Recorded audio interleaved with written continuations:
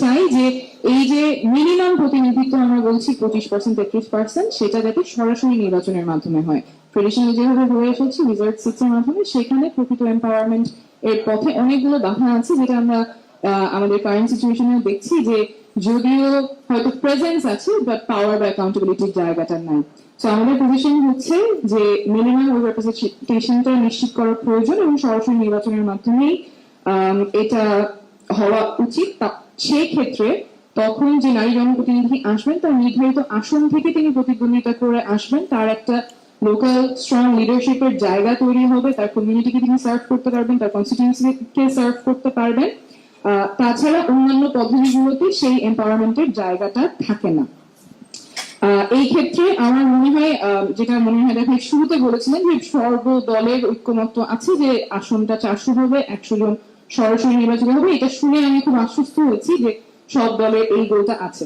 So যদি আমরা গোলটা ধরি এরকম যেখানে আমরা মিনিমাম এটা 25% কোটা হলে মিনিমাম 25% আমাদের নারী জনপ্রতিনিধি প্রয়োজন জাতীয় সংসদে, এবং তারা সরাসরি নির্বাচিত হয়ে আসবেন। আমার আশা থাকবে যেরকম শুরুতেও শুনেছিলাম যে সকল দল এখানে ঐক্যমত পোষণ করতে পারবেন। তারপরে আমরা পদ্ধতি নিয়ে আলোচনা করতে পারি, এবং পদ্ধতির কোন পদ্ধতি এখানে ফুল প্রুফ হবে না সেটা উই আন্ডারস্ট্যান্ড। যে কোনো পদ্ধতিরই চ্যালেঞ্জেস থাকবে। এখানে কিছু পদ্ধতি নিয়ে আলোচনা এসেছে, যেমন দলগুলোকে বলা নারী প্রার্থী মনোনয়ন দেওয়া।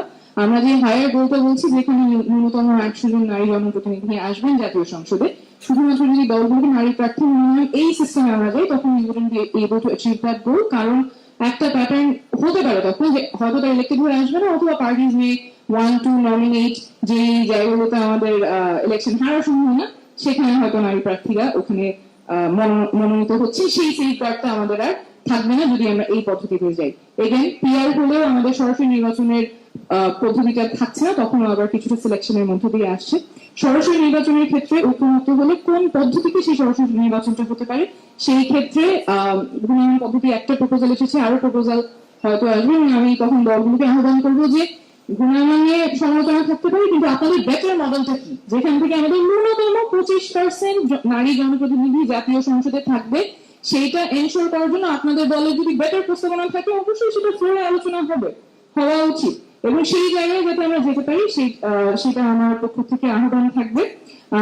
আর 3:1 এর কথা বলা হয়েছে, খুব মানলে হয়তো একজন বলেছিলেন ওখানে যদি এমন হয় যে নারী নিজস্ব আসন নাই, 3টা আসন নর্মাল আসন এবং একটা আসন ওই 3টা শেয়ার করছেন, তখন কিন্তু নারী প্রতিনিধির উপর একটা আনইকুয়াল বার্ডেন পড়ে, এবং the system almost sets the women up to fail. কারণ যে সেম সিট এট দ্য টেবলের জন্য একটা নারী 3 গুণ পরিশ্রম করতে হবে, 3টা কনস্টিটিউয়েন্সি সার্ভ করতে হবে, তখন আলটিমেটলি দেখা যাবে তিনি পাওয়ারের জায়গাও পাচ্ছেন না, অ্যাকাউন্টেবিলিটির জায়গাও ডিফিকাল্টি হচ্ছে, এবং আবার আলটিমেটলি হয়তো আমরা যে এনভায়রনমেন্টের কথাটা চিন্তা করছি সেটা আসছে না, এবং ওখানে একটা আবার যেরকম দেখা যায় যে আচ্ছা নারী নেতৃত্ব আছে কিন্তু তারা কাজ করতে পারছে না, কিন্তু এটা যে সিস্টেমের প্রতিবন্ধকতার কারণে কাজ করতে পারছে না সেটা হয়তো ওভারলুক হয়ে যাবে।